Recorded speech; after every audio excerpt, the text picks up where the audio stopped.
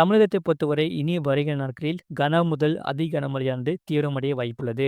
28ஆம் தேதி கன முதல் மிக கனமழை பெய்யக்கூடிய மாவட்டங்கள் நாகப்பட்டினம், தஞ்சாவூர், திருவாரூர் மற்றும் புதுக்கோட்டை மாவட்டங்களில் ஒரு சில இடங்களில் கன முதல் மிக கனமழையும், ஓரிரு இடங்களில் அதி கனமழையும் பெய்யக்கூடும்.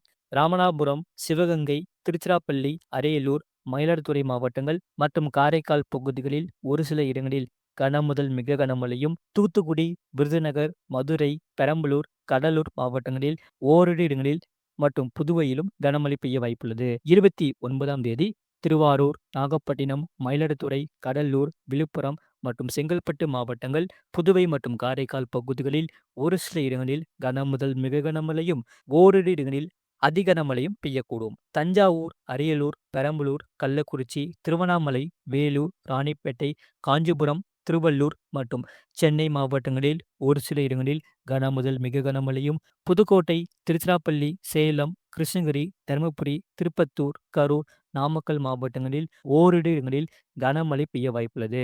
முழு வீடியோ லிங்க் கீழே இருக்கு. அதை கிளிக் பண்ணி பாருங்க. மறக்காம லைக் பண்ணிக்கோங்க, சப்ஸ்கிரைப் பண்ணிக்கோங்க.